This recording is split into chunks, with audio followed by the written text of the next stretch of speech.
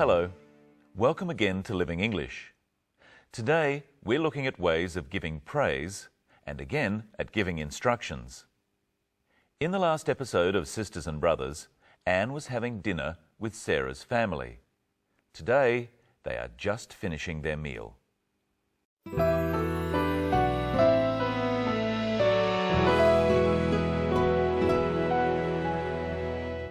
That was delicious, Anne. I'm glad you enjoyed it. Yes, it was very tasty. If you went to Singapore, you could have it every day. There you are, Mark. The advantages of travel. I thought it was absolutely superb. Thank you, Steve. What did you think, Louise? Too hot. Oh, I'm sorry. That's how we eat in Singapore. Do you want to play darts? What's that? Come on, I'll show you. Can I play too? No, Louise. Let Anne relax. She cooked dinner, so we'll clean up. You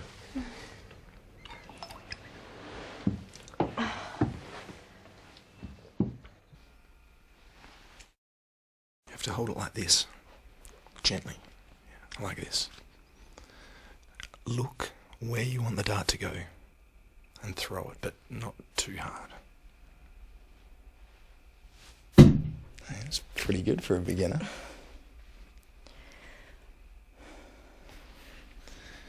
And you seem sad again. What's the matter? There's something I haven't told you. Do you know why Anne is sad? If you've been watching, you do. But Steve doesn't. Yet. Let's look at how they describe the meal. That was delicious, Anne. I'm glad you enjoyed it. Yes, it was very tasty. There are many words you can use to describe food. Delicious, tasty, very nice. You try with the clip now.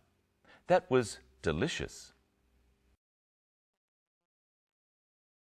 That was delicious, Anne. Let's try with a few different words to describe food. Nice. That was nice. Very nice. That was very nice. Beautiful. That was beautiful. Lovely. That was lovely. Interesting. That was interesting. Not very nice. That wasn't very nice. Awful. That was awful. But you wouldn't say it was awful if you were a guest at someone's house. Do you remember what Steve said about Anne's cooking? I thought it was absolutely superb. Thank you, Steve. Steve said it was absolutely superb. He really liked it. Or maybe he really likes Anne. But one person at the table didn't like the meal. What did you think, Louise? Too hot. Oh. Louise thought the food was too hot. She means the food was too spicy for her. Louise uses the word too in another way. Listen. Do you want to play darts? What's that? Come on, I'll show you. Can I play too? There are two kinds of too. One of them means as well. So when Louise says, "Can I play too?" she means, "Can I play as well as Anne?" Now let's look at another little word that's very useful. So.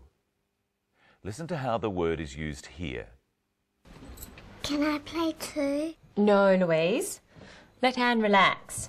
She cooked dinner, so we'll clean up. Let's look at that pattern. Anne cooked dinner, so the others will clean up, not Anne. We could also say, we'll clean up because Anne cooked dinner. Here's some other examples.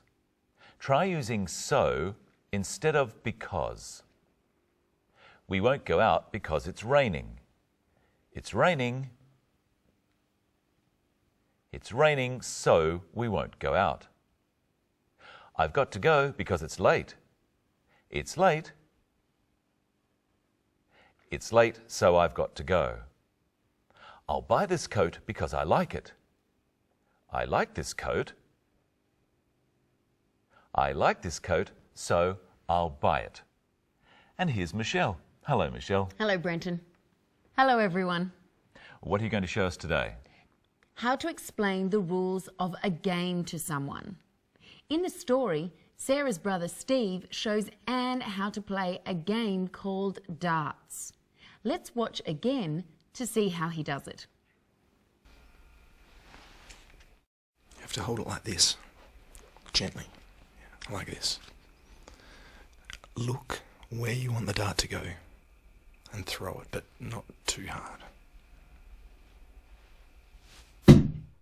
Steve is giving Anne instructions.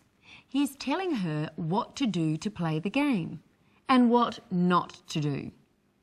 Let's look once more at how Steve tells Anne what to do. You have to hold it like this.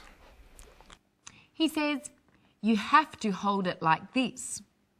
When we give instructions, it's the same as giving orders. There is only one way to do something. So we say, you have to, or you must.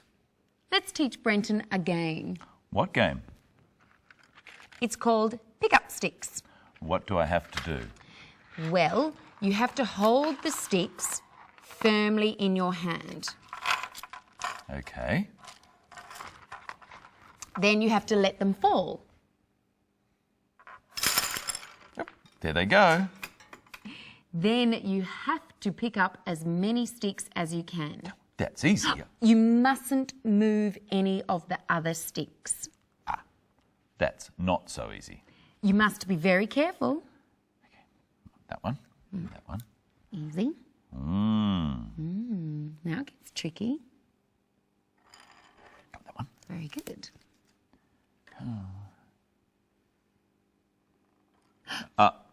I moved one. Okay, then you must let me have a turn. Oh, okay. Let's start again. You make the sentences using you have to. Hold the sticks firmly in your hand. You have to hold the sticks firmly in your hand. Let them fall. You have to let them fall. Not too hard though. Pick up as many sticks as you can.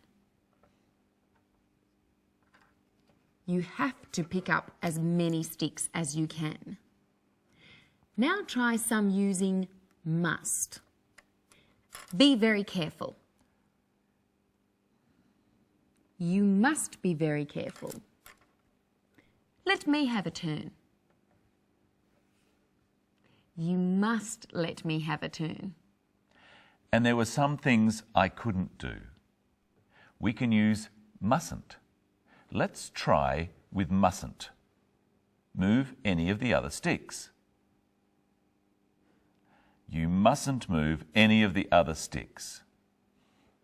Drop the sticks too hard. You mustn't drop the sticks too hard. Steve told Anne what she mustn't do too. Watch. Look where you want the dart to go and throw it, but not too hard. He tells her not to throw the dart too hard. So he could have said, you mustn't throw it too hard, or don't throw it too hard. So what could we say about the sticks using don't?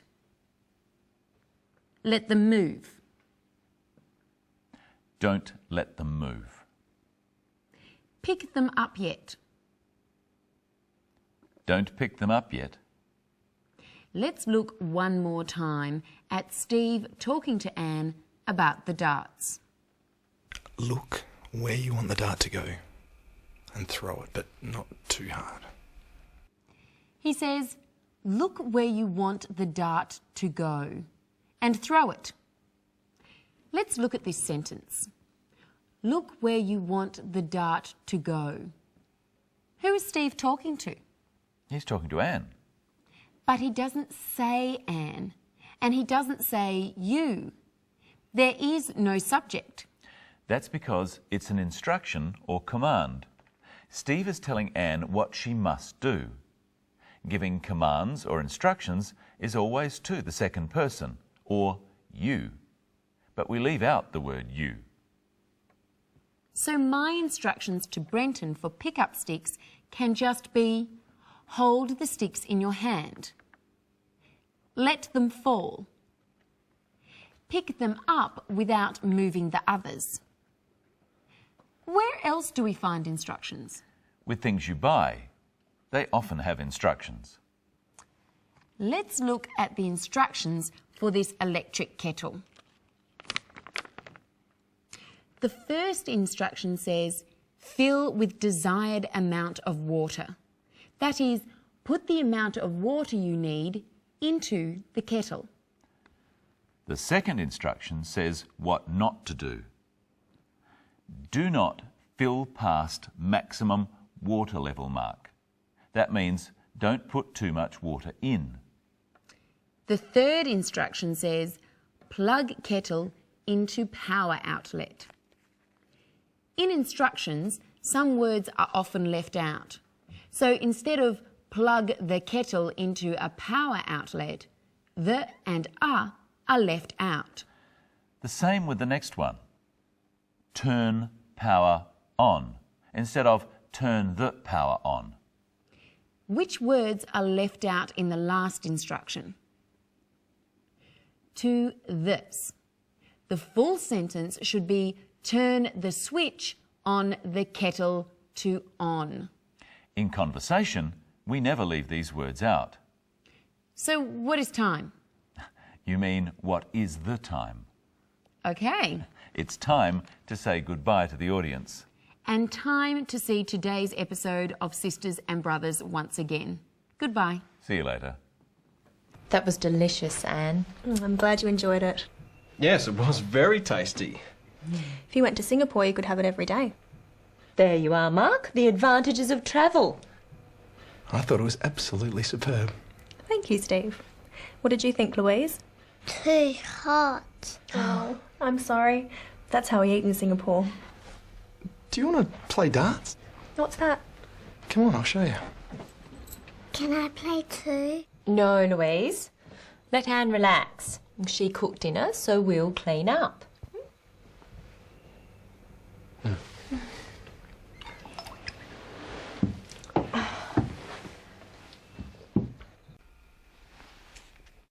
have to hold it like this. Gently. Yeah, like this. Look where you want the dart to go and throw it, but not too hard. That's pretty good for a beginner.